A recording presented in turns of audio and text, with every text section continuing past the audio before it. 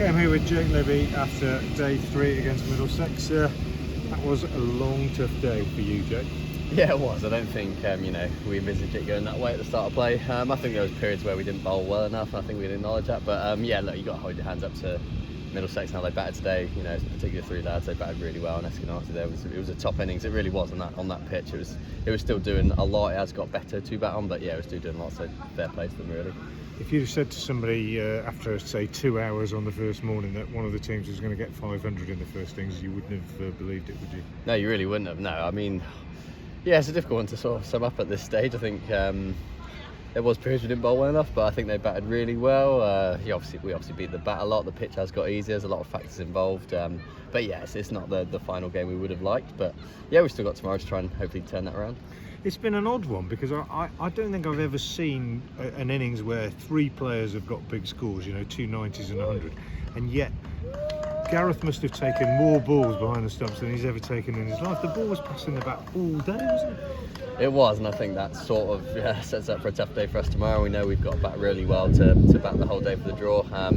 It was. There was periods we bowled really well. We just didn't get the rewards. Dylan was exceptional for large periods of the day, and just couldn't buy a wicket. Particularly, he had a couple of those at Eskinazi there where he was playing a miss, and I don't know how he didn't get a wicket. I think arguably, and that's a silly thing to say, but it might have been doing too much. Yeah.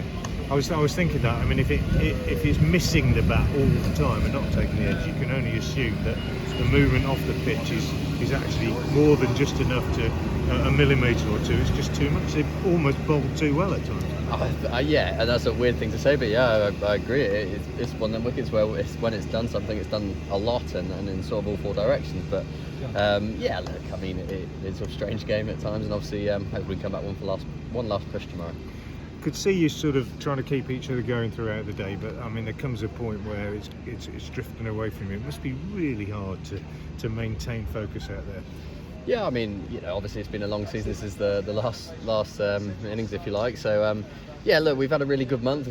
We feel our Red Bulls had a really good season, so we don't want to let ourselves down now. You know, Giddo's just said to us there, you know, he really wants one last push, and I know as a playing group we want to finish well. I think we don't want to let ourselves down by, you know, rolling over tomorrow. So I think we'll come with plenty of fight, and you know, it's one last push before feet up for the winter. Finally, it might not please the purists really, but there was time for a career best for you. Was that a career best? I didn't know that. Yeah, I mean, I don't think we should really be talking about my bowling, to be honest. I wouldn't do it justice, but yeah.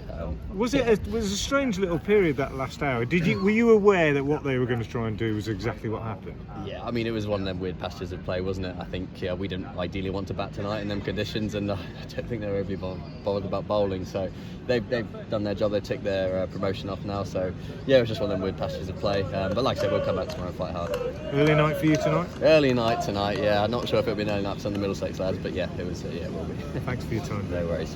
Just that word again on Gareth, who's equalled the county record for the most catches in an innings bowl. Worcestershire player, 6 today. Oh, good effort. Yeah, no, I mean, it was them sort of pitches, I guess, where you're in the game as a keeper, a lot of nicks in play when it's seaming around. So yeah, fair play to him. He's done really well since coming to the side, obviously with bat and the glove. So yeah, really pleased for him. I'm going to say the good thing you can say is you haven't really noticed him. Just like when a goalkeeper doesn't do anything wrong, it's the same with Gareth. He's not done anything.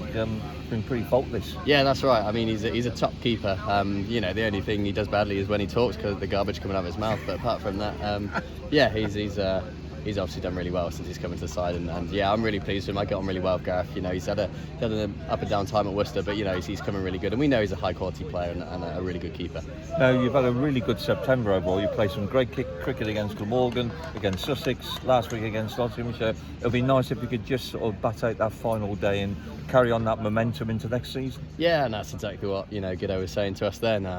We don't want to let ourselves down. We've had a really good month, you know, and a really good season in patches in Red Bull cricket. So yeah, it'd be a real shame to come tomorrow and roll over. So yeah, look, the lads are up for the fight tomorrow, and we know we're going to have to bat well on that wicket. There's plenty in it, and they've got a high quality attack. So yeah, hopefully we're up for the fight. You just haven't quite had the rub of the green in the Red Bull stuff, have you? I mean, those last 2 games against Sussex and Glamorgan, 16 points there. It'd be all so different now. That's right, and that's cricket. I guess some things work for you and some don't. You know, the weather's hurt us this month. So yeah, look, I mean, there's not much we can do. We've played some really good cricket in September. We know that as a team, and we've not let ourselves down this game. But you know, we haven't quite been on it. You know, but coming off last week, it was always going to be difficult to back it up. But and you know, they're a really good side.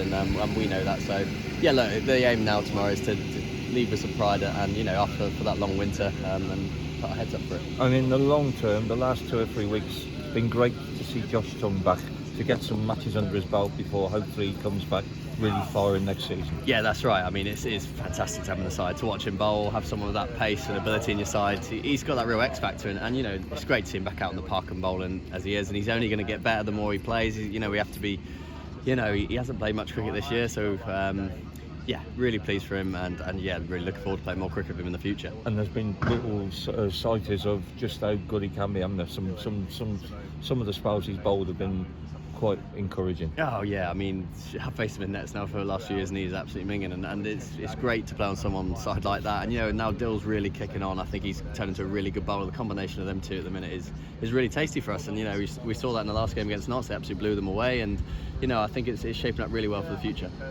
Thanks, Jake.